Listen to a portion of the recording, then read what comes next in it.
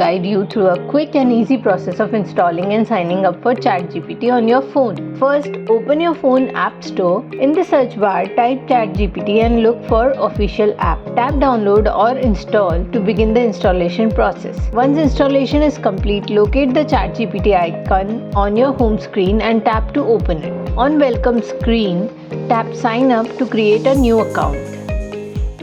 Enter your email address and create a strong password, then tap next to proceed. Check your email inbox for a verification email from ChatGPT. Open it and tap the verification link.